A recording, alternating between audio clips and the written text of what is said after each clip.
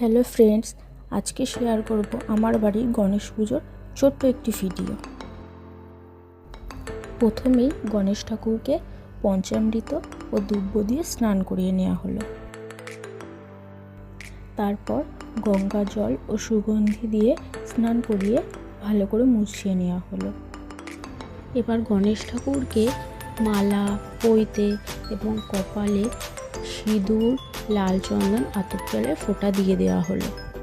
তারপর গণেশ ঠাকুরকে একটি পান পাতার উপরে একটি কাঁচা টাকা, সুপরি, কিছু দুব্য, সিঁদুরের ফোঁটা, আতপ চাল দিয়ে তাকে বসানো হলো তার উপরে। এরপর ঘট স্থাপন করা হলো। তারপর তার পছন্দের, গণেশ ঠাকুরের পছন্দের একে একে ফল, ফুল তাকে অর্পণ করা হলো।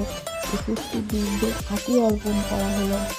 গণেশ ঠাকুরের ভোগের জন্য দেওয়া হয়েছিল তার পছন্দের খাবার, লাড্ডু, মোদক, কাজু, কিশমিশ, এবং ফলের ভেতরে ছিল শসা, পেয়ারা, কলা, নারকেল, একটু দই ছিল।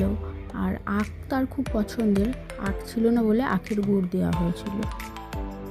এভাবে দুপুরে পুজো শেষ করে সন্ধ্যাবেলাতে ঘি এবং কর্পূরের প্রদীপ দিয়ে আরতি করা হলো গণেশ ঠাকুরকে। এবং একটু পাগড়ি পরেও দেখছিলাম যে কেমন লাগে দেখতে, তখন ভালোই লাগছিল দেখতে। তো এভাবেই আমার আজকের দিনটা কাটলো পুজো করে। আর পেছনে যে ডেকোরেশনটা দেখছো সাজানো, সেটা আমার নিজে হাতে সম্পূর্ণ অর্ডার করেছি।